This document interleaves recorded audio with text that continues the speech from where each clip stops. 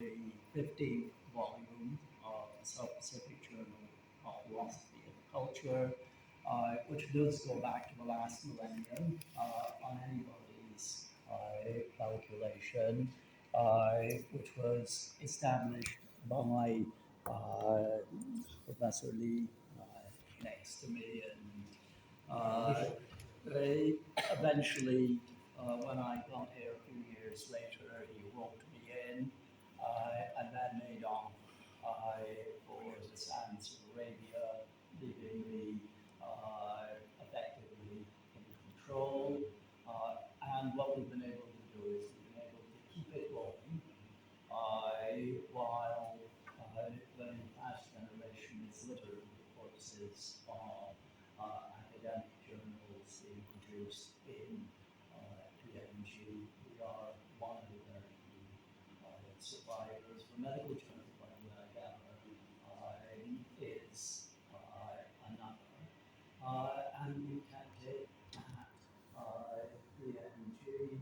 I think David would be able to be clearer on this, but it was originally South Pacific Journal, and then it was a Journal of Psychology, which was established, and the Journal of Psychology has been going all over the Pacific, while the Journal of Philosophy and Culture has remained in at UPNG. We have, of course, we're going to be presenting it to the Vice Chancellor. We have the remarks everybody thinks of the journal as being produced by Humanities and Social Sciences. In fact, it is a university publication, which is why it is being presented to the Vice Chancellor. If we look at the introductory page, it ends 2025 UPNG and the editors. So it's a university publication. And we'd be glad of getting stuff from outside SHSS, where it has a degree of relevance to the broad theme. It used to be yearly.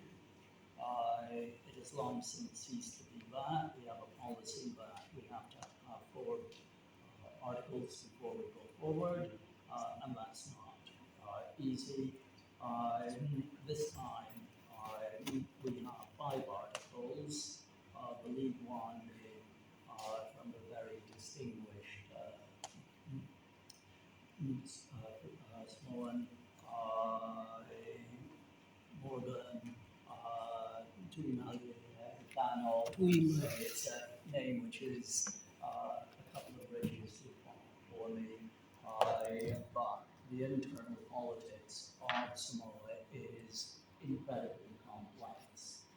As I know, this is the story of European imperialism and the German presence there.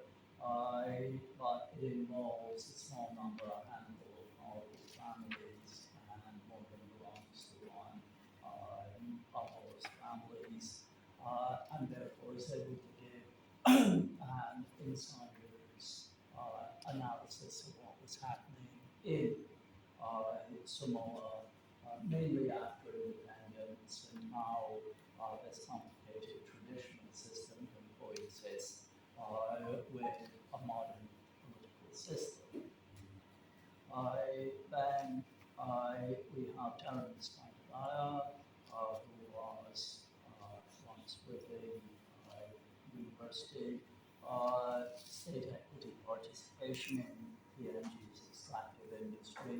I will say that this has been one of the big pluses of the journal over the past few issues, that people who have been trained, connected with UPNG and the development of economic and business thinking in UPNG have been major contributors to the journal. Then we have one from Australia, young man called Jared Hodgson, who has been looking at samurai. After all, it was samurai, which was the second largest town in DNG at the time of independence, and now it has only a few hundred people hanging on there. There's a very interesting global history of areas which once seemed